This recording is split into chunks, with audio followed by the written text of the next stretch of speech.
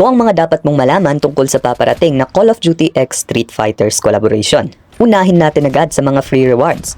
So, kung sa 7 Deadly Sins ay nakuha natin si Darkwave Percival at kung sa NRA naman ay nakuha natin ang free skin para kay Kuya G, which is sobrang ganda. Para sa Street Fighters ay makukuha natin si Demir Look, which is kung naglalaro ka ng Street Fighters, alam mo na maganda din ito. So, sasamahan ito ng free ICR Epic Skin and free extra points na maaari mong gamitin pang draw para sa mga Armory Series for the guns and skins ng Street Fighters. So, dun naman tayo sa mga paid rewards. Unahin natin ang Armory Series para sa mga barel. So, una ay walang iba kundi ang USS-9, which is sa unang tingin ay nakabase ang design neto para kay Chun-Li, and ito ang kill effects neto.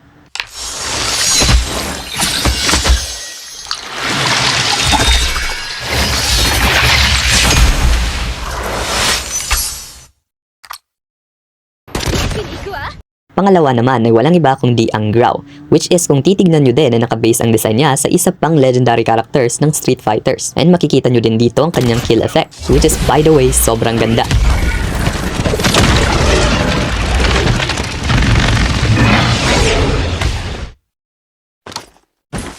Pangatlo naman ay ang LW3 Tundra SLQ, and ang design niya ay nakabase kay Kami. So wala pa tayong ideya kung anong itsura ng sights neto, and I am hoping na maiko-compare natin to sa recent na Locust collaboration with the Gundam. Pero base naman sa kill effect neto ay sobrang ganda rin niya. So lastly ay walang iba kundi ang MJ42, which is nakabase yung design niya kay Balmond. Ay hindi, joke lang, di pala. And yung isang common na mapapansin nyo sa mga designs neto is puro sila red dot.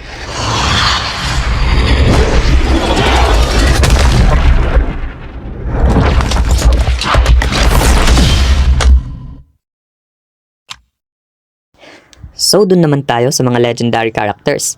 At ito ay walang iba kundi sina Chun-Li, si Ryo, si Kami, and si Gouki. And kung ikukumpara mo ito sa mga recent legendary characters with the Gundam is pwede mo din palitan ng kanilang mga itsura and design. And syempre, hindi mawawala ang custom animations and ang custom execution. So ito ang execution ni Chun-Li.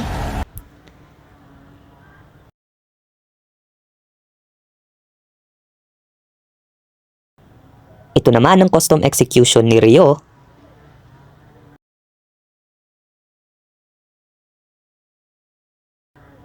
At ito ang custom execution ni Kami.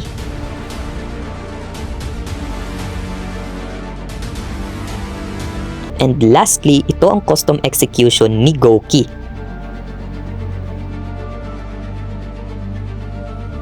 So, anong magiging pinagkaiba nito and uniqueness nila kung ikukumpara mo sa Gundam Armory Series? So, kung sa Gundam Armory Series ay meron yung kanilang mga wingsuit, ang Street Fighters characters naman ay magkakaroon sila ng custom trail effect pag sila ay nag-i-slide. And makikita nyo naman, so unfinished animation pa itong mga nakikita nyo, pero i-assume natin na each character will have their own trail color effect. And since Armory Series din ang mga to, ay huwag kayong mag-alala kasi kung wala kayong balak gumastos, ay may chance pa naman kayong mag-draw gamit ang mga tokens na ibibigay nila through login events at iba pa. So yun lang muna para sa ngayon. At ako'y nag-upload ng Call of Duty updates and tips. So kung di ka pa naka-follow, follow ka na.